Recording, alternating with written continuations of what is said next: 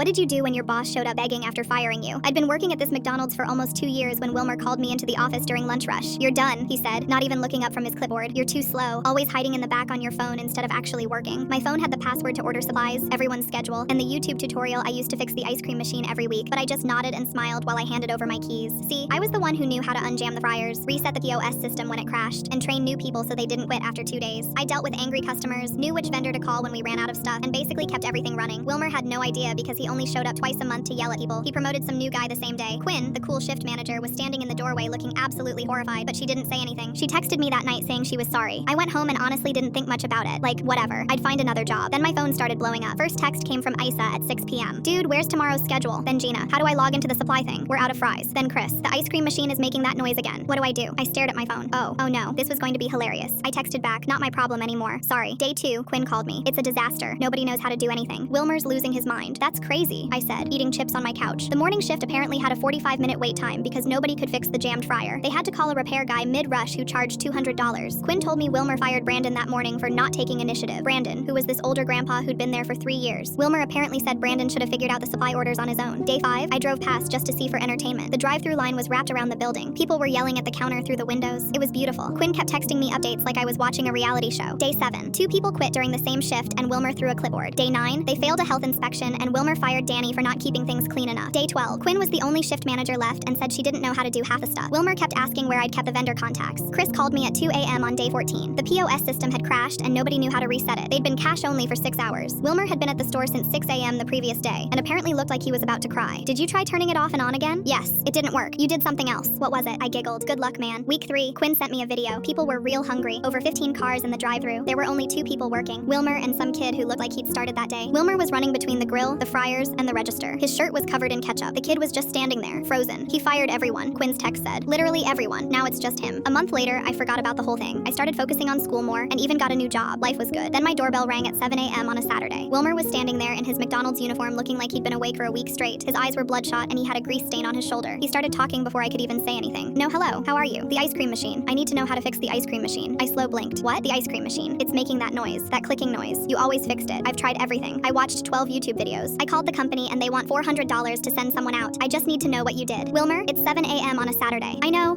I'm sorry. He ran his hand through his greasy hair. Look, I messed up. I really messed up. You were keeping that whole place together and I didn't see it. Everyone's gone and it's just me. They'll fire me if I don't fix the store. Can you come back, please? I'll give you a raise. I'll make you assistant manager. Whatever you want. I leaned against the doorframe, my finger on my chin, acting like I'm thinking about it. Please just tell me about the ice cream machine. You're an asshole. I closed the door in his face.